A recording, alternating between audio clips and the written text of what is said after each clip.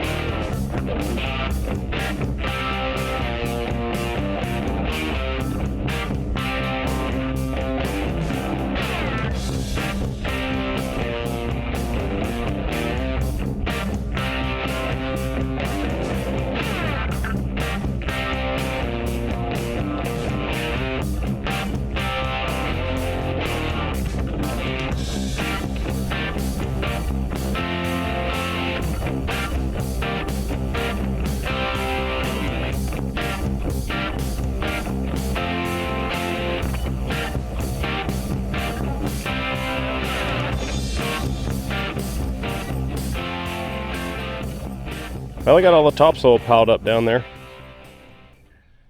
Ended up making quite a big pile because I took all the topsoil from that area where the pile was as well when I was shoving it off. I also shaved up the bottom of the floor here, got it down to a nice hard pan again, pushed all the crumbs up to the cut. I should be able to reach all those with the Kobelco. I guess we're about ready to start pulling some material out of here again.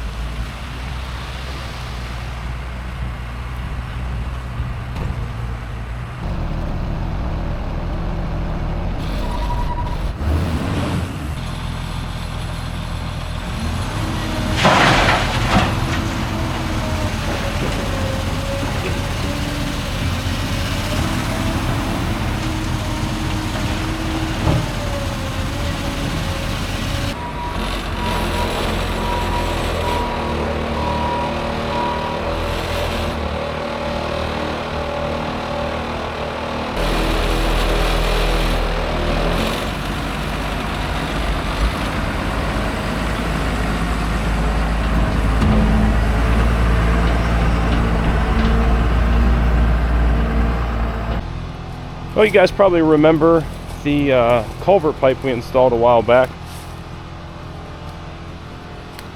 Just kind of threw that 30-inch in there to fill in this little depression and make a bit of a haul road back here through the woods, so I don't have to run tracked equipment and bigger stuff like these haul trucks on the driveway.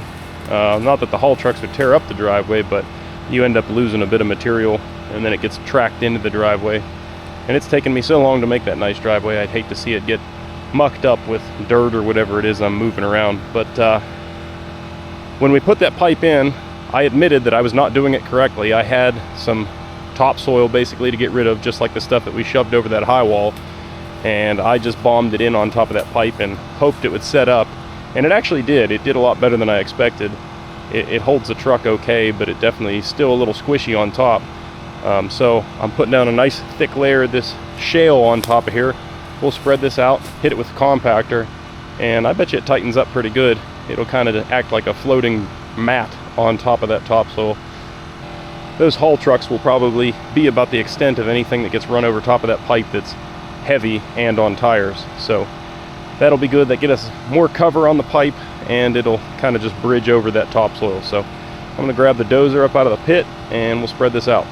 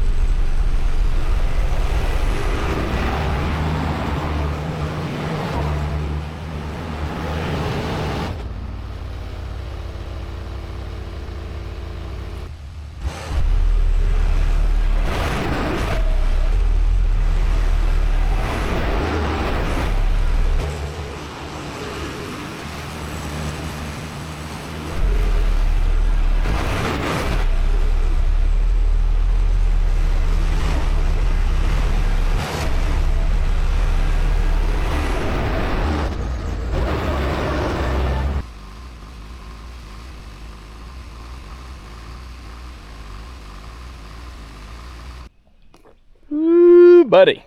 Look at that. I love spreading and packing shale. It always just lays down so nice.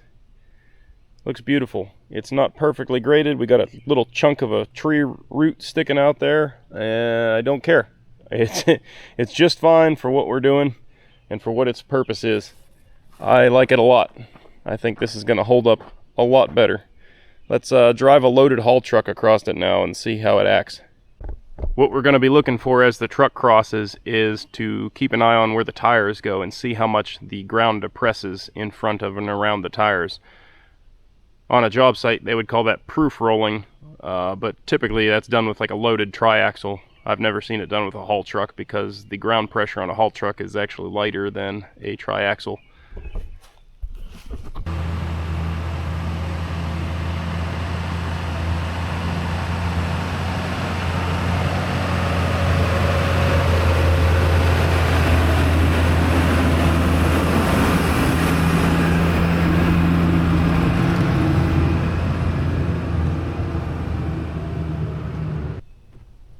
I definitely wouldn't call it rock hard. It's sunk maybe about 2 inches, but that's really not too bad considering what we're built on top of. As I mentioned in the first video when we put this pipe in, it's not done correctly. I know that. I'm capable of doing it correctly.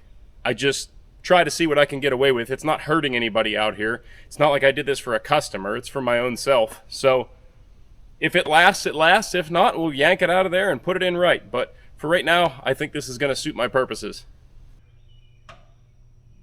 Well, guys, that is a big hole, and it is prepped out to become even bigger. I spent a little bit of time with the Cabelco and scratched out this corner over here and threw it all towards the middle, which just makes for faster loading. When the time comes for us to actually start pulling material out of this pit, I'll probably have a couple guys running those haul trucks. And so I'll be pretty much jammed up with the excavator loading as fast as I can. So you throw the material out in the middle, and that way I don't have to reach nearly as far nor travel the machine. You can kind of sit in one place and load as quickly as possible. That pile of topsoil, I'll throw some seed and straw on that thing after this video. Get that grown upper so it doesn't just erode over time, the rain beating on it and everything. But ultimately, like I said earlier in the video, it's going to get used on the floor of this pond eventually, but that day may be a ways off.